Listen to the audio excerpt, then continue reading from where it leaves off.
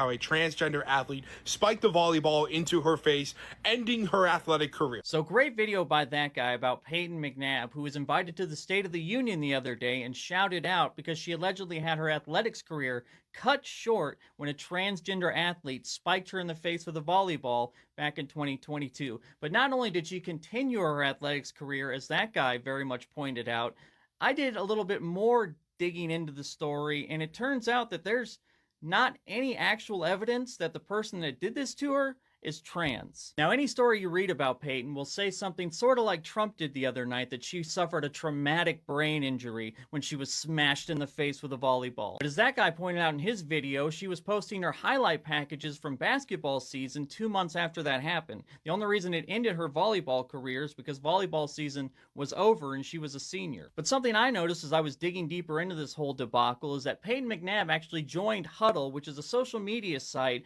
where athletes can post their highlight reels 8 days after the supposed traumatic brain injury incident on September 1st.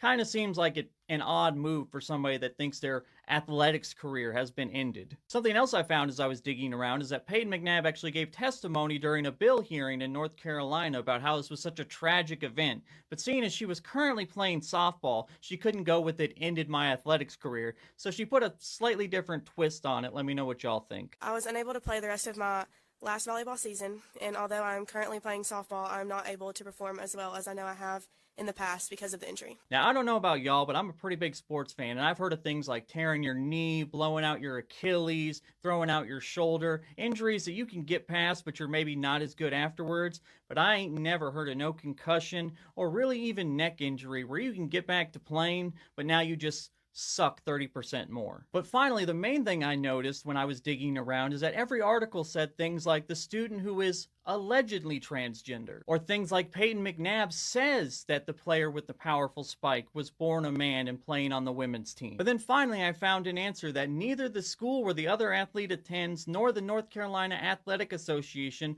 would confirm or has confirmed that this student is transgender, and the student also hasn't come forward. Now, some of you might be thinking, well, she is a woman, why wouldn't she just come forward and clear all this up then? And I would remind you that Amani Khalif happened. Remember when a boxer that all the MAGA people claimed was a man came forward and said, "Hey, I'm actually a woman. I've always been a woman." Her parents were like, "Hey, here's photos of when she was little," and none of that mattered. Oh, and on top of that, even the Russian organization that claimed she failed a gender test was found to be deeply corrupt and not even recognized as a real organization by the Olympic Committee for years prior to that, and none of that mattered. Still, to this day, 98% of MAGA will tell you that a man won a gold medal in women's boxing last year. And I would also ask, if this person is transgender and everybody knew about it, like Peyton McNabb said, they were 10 games into the volleyball season in this rural North Carolina school district. You mean nobody had made a fuss about it? There wasn't a single school board meeting,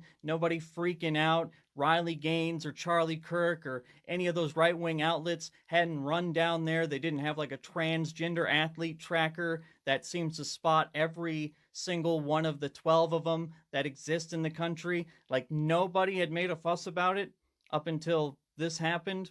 Not a word. Seems strange to me. But while that girl will have to remain in hiding for at least a few years, otherwise face tens of thousands of death threats, Peyton McNabb, whose volleyball team was 1-7 when she played, and her only basketball highlights are steals, meaning she's not very good, got invited to the White House, got to go to the State of the Union, and was recognized at the State of the Union. Oh, and by the way, is also having a documentary made about her. And that documentary is called, and I wish I was making this up, Kill Shot: How Peyton McNabb Turned Tragedy into Triumph.